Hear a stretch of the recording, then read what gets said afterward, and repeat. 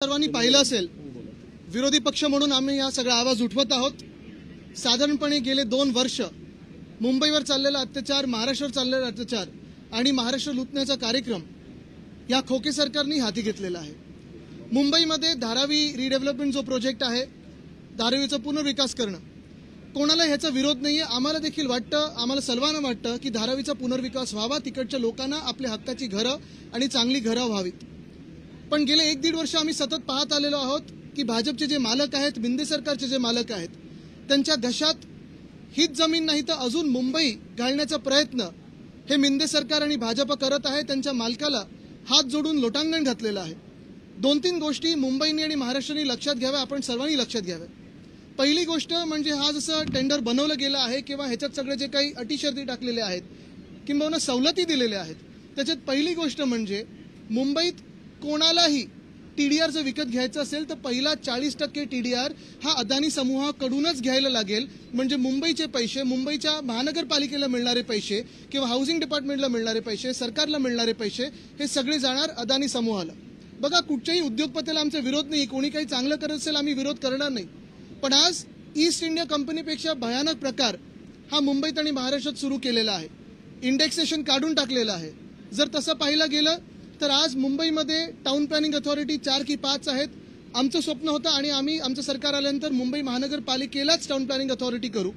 पण आज आपण पाहिलं तर धारावीमध्ये जर एखादी परवानगी घ्यायची असेल किंवा काही प्रस्तावित असेल, टाउन प्लॅनिंग अथॉरिटी जे डीआरपी आहे किंवा मुंबई महानगरपालिका आहे किंवा आजूबाजूला जे एमएमआरडी आहे, त्यांनी 15 दिवसात अदानी समूहाला उत्तर दिलं नाही तर जसे अदानी समूह म्हणेल, अदानी म्हणतील तेच खरं ठरेल आणि तसंच केलं जाईल।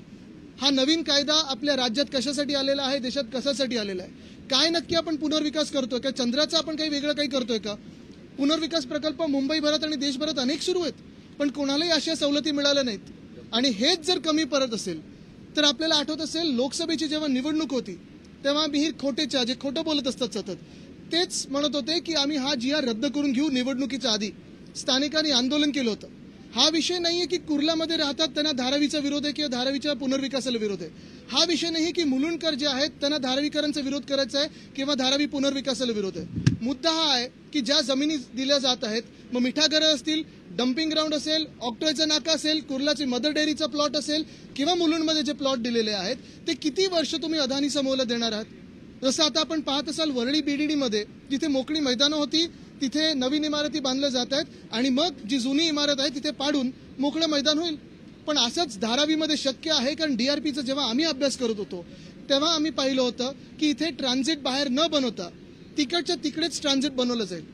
बरं, भीती ही देखील आहे, आम्ही शिवसेना उद्धव बाळासाहेब ठाकरे पक्ष असेल, काँग्रेस पक्ष असेल, राष्ट्रवादी काँग्रेस, शरदचंद्र पवार साहेबांचा पक्ष असेल, ह्या सगळ्यांनीच आणि वर्षाताई असतील किंवा अनिल देसाई साहेब असतील, आम्ही सगळ्यांनी हा विषय घेतलेला आहे की आज पण भीती आहे की जवळपास 1 लाख परिवारांना धारावीमध्ये अपात्र ठरवलं जाईल। मग नक्की हा विकास कोणाचा होतोय? हा विकास अदानी समूहाचा होतोय की हा विकास धारावीचा होतोय? हे आपण लक्षात घेणं गरजेचं आहे। आणि म्हणून आमची मागणी हीच आहे की GR रद्द करावे आणि मुंबईच्या हिताचे GR आणावे। गुजरातचं जे आक्रमण आहे महाराष्ट्रावर, जे सगळी लूट चाललेली आहे, मुंबईत तोडू नाही शकत म्हणून अदानी समूहाच्या घशात घालायची हे आम्ही कदापि मान्य करणार नाही।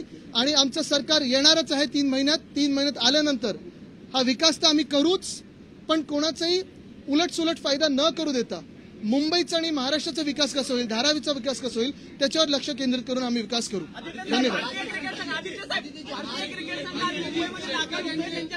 स्वागत आहे।